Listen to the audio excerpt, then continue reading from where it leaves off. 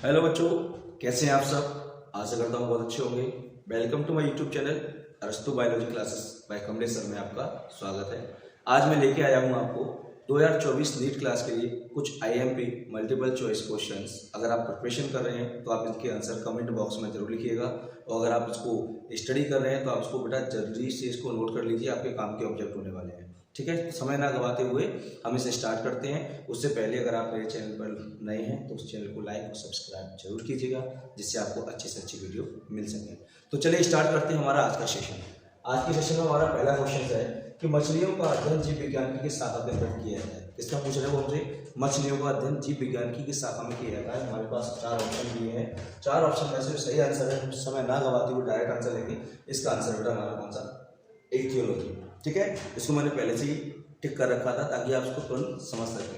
मछलियों का अध्ययन बेटा किसमें आता है? जीव विज्ञान की शाखा में इक्तियोलॉजी में आता है। चलिए आगे बढ़ते हैं सेकंड प्रश्न की तरफ। अगला क्वेश्चन है, मुकुलन द्वारा जनन किसमें होता है। क्या पूछा जा रहा है हमसे? मुकुलन द्वारा। मुकुलन का दूसरा नाम कलकाइन भी होता है। तो मुकुलन द्वारा जनन किसमें पाया जाता है? तो यहाँ हमारा आंसर आएगा बेटा पेनिसिलियम, रॉन्ग आंसर है। पैरामीशियम, रॉन्ग आंसर है। East is correct answer. सही आंसर क्या है बेटा हमारा? ईस्ट। ठीक है, तो मुकुलन द्वारा किसमें होता है जनन? ईस्ट में। अगर यहाँ पर हाइड्रा होता तो हमारा आंसर हाइड्रा भी जा सकता था। ठीक है, इसके बाद आता है अगले प्रश्न। अगर आपको मेरे क्वेश्चन बेटा बहुत अच्छे लग रहे हैं तो वीडियो को लाइक और शेयर जरूर करते रहिएगा। इसके बाद आते हैं नेक्स्ट क्वेश्चन पर। जंतु किन लक्षणों में पादपों से मिलते हैं? देखिए कंपैरिजन कहाँ कर रखा है लोगों ने कि जो भाई जंतु हैं, जो एनिमल्स हैं, वो पौधों से प्लांट से कौन से कैरेक्टर से मिल रहे हैं, किस कैरेक्टर से मैच कर रहे हैं। कौन? जंतु किससे? पौधों से। कौन से कैरेक्टर से मैच कर रहे हैं? हमारे पास ऑप्शन है, ये दिन रात श्वसन करते हैं, ये केवल दिन में श्वसन करते हैं, ये केवल रात में श्वसन करते हैं, ये 4 श्वसन करते हैं। तो इसका सही आंसर है वो हमारा क्या आएगा? ये दिन रात श्वसन करते हैं। कहाँ श्वसन करते हैं बेटा? दिन और रात श्वसन करते हैं। ये कैरेक्टर्स में जंतु पौधे से क्या होते हैं? समान होते हैं। ठीक है, आगे बढ़ते हैं। नेक्स्ट क्वेश्चन हमारा बेटा अगला, बिना निषेचन के फल निर्माण को क्या कहते हैं? इन्होंने हमसे पूछा बिना निषेचन के किसके निर्माण को पूछा बेटा? फल के निर्माण को। ठीक है, अभी बिना निषेचन के फल के निर्माण को क्या कहते हैं? तो इसमें हमारे पास ऑप्शन है अभिमन, असंग जनन, अनिषेक जनन या इनमें से सही। या तो यहाँ पर बीज होता, बिना निषेचन के बीज बनने को क्या कहते हैं? पौधे बनने को, तो हमारा आंसर क्या आता? अनिषेक जनन। लेकिन कई बुक्स में बेटा क्या दिया है कि बिना निषेचन के फल अगर बन रहा है तो उसमें अनिषेक जनन को आंसर को सही किया गया है। अनिषेक जनन इज करेक्ट आंसर। अगर ऑप्शनल आपके पास अनिषेक फलन नहीं है तो आप क्या कर सकते हो? अनिषेक जनन को सही मान सकते हैं। अधिकांश बुक में एनसीईआरटी में इसके बारे में बताया गया है। चलिए आगे बढ़ते हैं। अगला क्वेश्चन है बेटा हमारा, द्विनिषेचन किसमें पाया जाता है? द्विनिषेचन यानी double fertilization process, double fertilization यानी द्विनिषेचन क्रिया किन पौधों में होती है? ये तो मैं कंफर्म पता है कि पौधों में होती है, लेकिन किस पौधों में होती है? कौन से पौधों में होती है? तो ये क्रिया होती है बेटा किसमें? पुष्पीय पौधों में। कौन से में? पुष्पीय। और पुष्पीय पौधों को बेटा अपन क्या कहते हैं? पुष्पीय पौधों को कहते हैं हम एंजियोस्पर्म। क्या कहते हैं? एंजियोस्पर्म। और हिंदी में कहते हैं आवृतबीजी पौधे। तो उसका सही आंसर क्या आएगा हमारा? आवृतबीजी पौधे is the correct answer. Okay, अगर आपके आंसर सही निकल रहे हैं तो आप बिल्कुल राइट स्टडी कर रहे हो। ठीक है, आगे बढ़ते हैं। अगला प्रश्न हमारे सामने आ जाता है, उभयलिंगी प्राणी कौन सा है? उभयलिंगी प्राणी, ये देखो कौन सा प्राणी पूछ रहे हैं हमसे? उभयलिंगी प्राणी। ठीक है, तो अभी उभयलिंगी प्राणी के लिए हमारे पास ऑप्शंस है। ठीक है, हम क्या करेंगे, एक ऑप्शन को चेक करते हैं क्योंकि ये क्वेश्चन का आंसर आपको मिल गया होगा, आपने अधिकांशतः सही लगा लिया होगा। तो हम एक ऑप्शन को चेक करके चलते हैं, देखना चाहते हैं कि क्या हम ऑप्शन को सिलेक्ट कर रहे हैं। आप जो कुछ बच्चे ऐसे होंगे जो ऑप्शन को हर ऑप्शन को सिलेक्ट कर रहे होंगे, क्या वो सही है या गलत है। तो 1 बाय 1 हम सिलेक्ट करते हैं। सबसे पहले हम स्टार्टिंग करते हैं फ्लो से, नीचे से। जिसने केचुआ लगाया है वो करेक्ट होगा क्योंकि उभयलिंगी कैसा होता है? बाइसेक्सुअल। कौन सा होता है बेटा? केचुआ होता है। मुर्गी अगर आप साफ करते तो रॉन्ग आंसर होता, साफ करते तो रॉन्ग होता, मुर्गी करते तो रॉन्ग हुआ। तो अगर आपने केचुआ किया है तो केचुआ इज द करेक्ट, अर्थवर्म इसका सही आंसर है। ठीक है, आगे बढ़ते हैं। यहाँ पर हमारा सीधा सीधा क्वेश्चन आ गया है, बिना निषेचन के फल बनाने की प्रक्रिया को क्या कहते हैं? यहाँ आपके पास ऑप्शनल क्वेश्चन मिल जाता है कि बिना निषेचन के फल, बिना निषेचन के फल किसमें बनता है? तो हमें पता है बेटा किसमें बनता है? Parthenocarpy. Parthenocarpy is correct answer. Okay, इस तरह से आपको बेटा स्टडी करनी है, याद रखना एक बेसिक पॉइंट है हमारे। ठीक है, अब आते हैं अगले क्वेश्चन की तरफ। निम्न में से किसका परागण जल द्वारा होता है? क्या पूछ रहे हैं हमसे? किसका परागण जल द्वारा होता है? जल में परागण क्रिया कौन करता है? इसमें हमारे पास ऑक्जेलिस है, कॉमेलिना है, जोस्ट्रा है, वायोल है, कौन कौन करता है। चलो हम इसको 1 बाय 1 करते हैं। सबसे पहले अगर मान लो गलती से हमारा ऑक्जेलिस कर जाता है तो ये करेक्ट आंसर नहीं होगा, क्योंकि करेक्ट आंसर ये रॉन्ग हो चुका है हमारा। अगर हम कॉमेलिना लगाते तो भी हमारा आंसर रॉन्ग होता, ठीक है। और अगर हम जोस्टेरा लगाते तो जोस्टेरा इज करेक्ट आंसर, क्योंकि जोस्टेरा ही है जिसमें परागण जल के द्वारा होता है, याद रखिएगा, ठीक है। अब हम आगे बढ़ते हैं। नेक्स्ट है, इनमें द्विविखंडन किसमें पाया जाता है। द्विविखंडन माने बाइनरी फिजन। बाइनरी फिजन किसमें पाया जाता है, तो सीधा सा हमारे पास ऑप्शनल देखेंगे हम, जलकुंभी, कमल, सर्प, अमीबा। अरे भाई इसमें नहीं होता, इसमें नहीं होता, इसमें तो बचा क्या, अमीबा।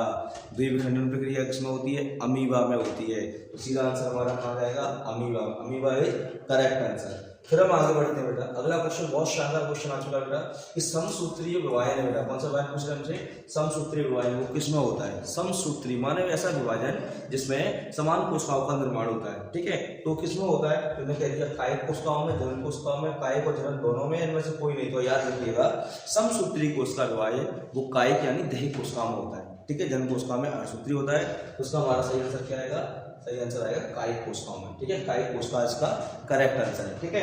आगे बढ़ते बेटा अपन अगला क्वेश्चन हमारे आता है, सामने आता है कि एक कोशिकीय प्राणी के लिए प्रोटिस्टा शब्द, भैया प्रोटिस्टा शब्द पूछ रहे हैं, देखिए जरा ध्यान से। प्रोटिस्टा याद करिए, कैरोलस लिनियस ने किसको बताया था, एनिमेलिया और प्लांटी को।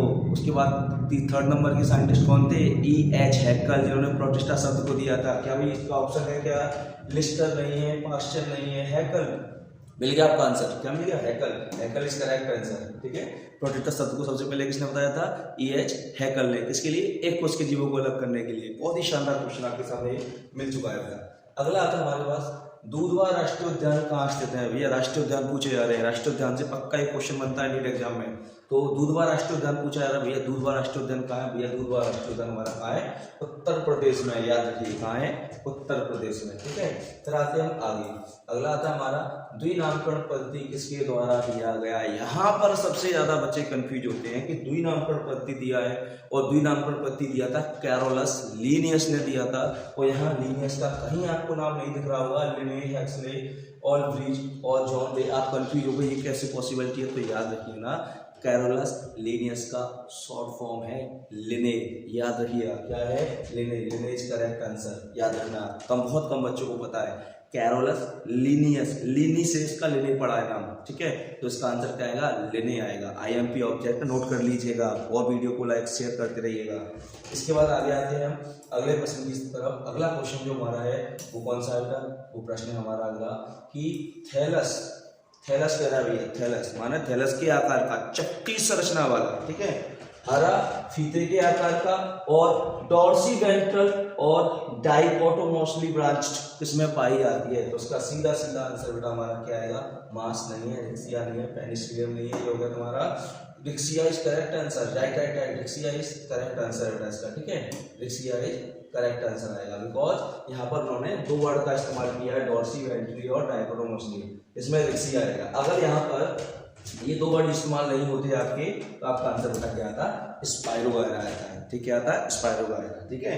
तो आपसे जल्दी पेन चले गया मेरा स्पाइरोगायरा पर, ठीक है। तो उसका सही आंसर क्या है, रिक्सिया है।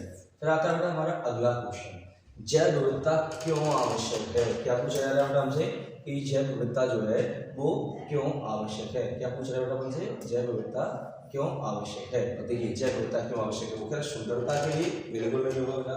जैव चक्र संचालन के लिए, पर्यटन के लिए, व्यापार के लिए, तो उसका सही आंसर है जैव चक्र संचालन के लिए। क्योंकि जैव विविधता माने जीवों की विविधता, जीवों की विविधता किसमें होती है, पेड़ पौधे जंतु के आकार आकृति संरचना में, जिससे वातावरण बना रहे, जीवन का चक्र बना रहे, इसलिए जैव चक्र राइट आंसर है। फिर आता है हमारा अगला क्वेश्चन, पारितंत्र संचालित होता है। पारितंत्र यानी पारिस्थितिक तंत्र किस किस से मिलकर बना होता है, जैव विविधता से, जैव समरूपता से, पालक समुदाय से, जंतु से।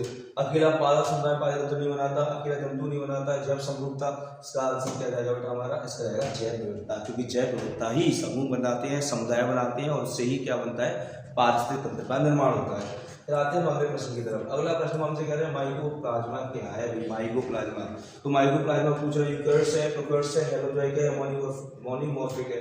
तो भाई माइकोप्लाज्मा को हम क्या में पढ़ते हैं, क्या में पढ़ते हैं, जगत मोनेरा। जगत मोनेरा कैसे होते हैं, प्रोकैरियोट्स होते हैं। तो इसका करेक्ट आंसर क्या होगा बेटा, प्रोकैरियोट्स से करेक्ट आंसर, ठीक है।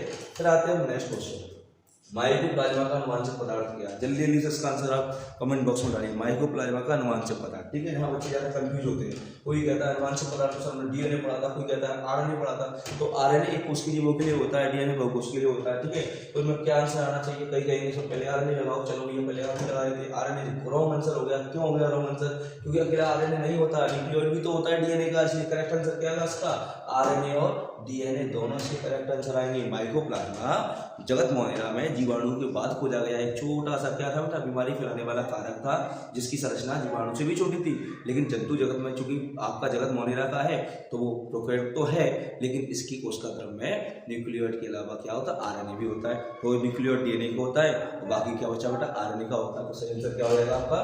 डीएनए एंड आरएनए दोनों। एक चीज और याद रखिएगा, जब किसी ऑप्शन में दोनों या इनमें से सभी दिया हो तो थोड़ा सा अपना दिमाग घुमाया करो जरा।